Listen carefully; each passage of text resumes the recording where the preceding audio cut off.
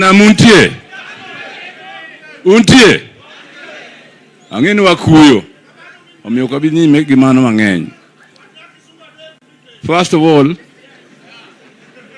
I have come here today, Bwana Prime Minister and my colleagues.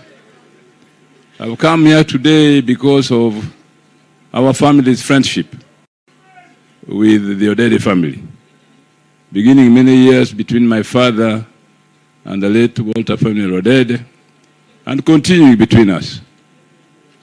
But first of all, I'd like to bring the condolences to my wife Dorothy. She could not come, but she said I should say pole to the family. Pole sana. Just a couple of weeks ago, I think it's toward the end of last year, we were in the Odede family's compound to remember the late Mzee after 50 years. And it was a very happy occasion. Rosalind was there. They entertained us, we talked, and after that, as usual happened in low custom, we went and had a meal together.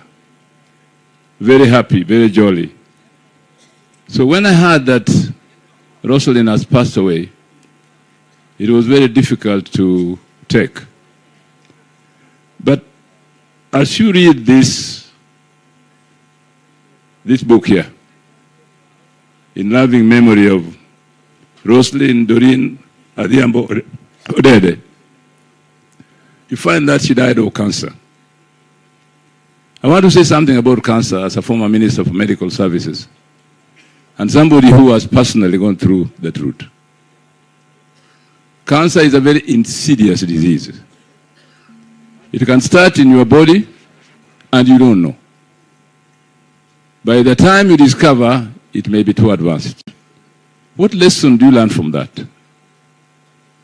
That our health facilities, professionals, must teach our wananchi about cancer.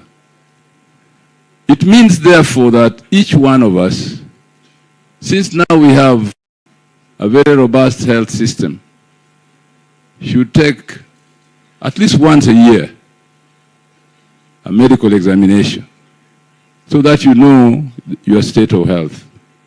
It's upon you. It's a responsibility you must bear. Because it's very painful, very, very painful to pass on because of cancer, just because you have not been taking regular medical examination to know hali ya health yako. Secondly, what I want to say today,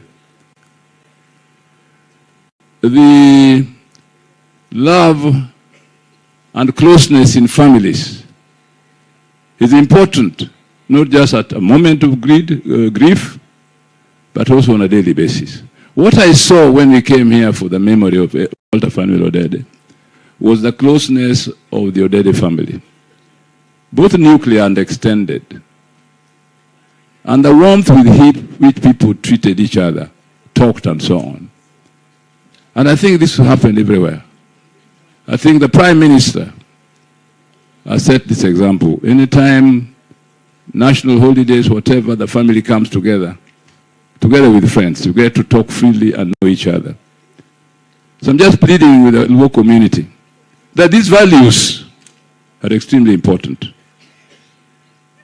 Of comradeship in families and friends, and of taking care of ourselves. Sometimes, as happened in the case of Rosalind,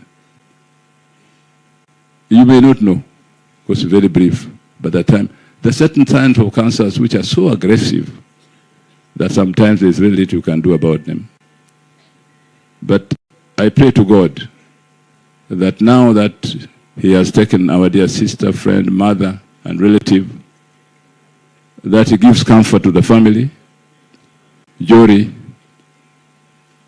please, as we saw you when in the memorial of your father, as a father to the family, an extended family who are together all the time, whenever it is necessary. Please keep that, notwithstanding the grief you're going through.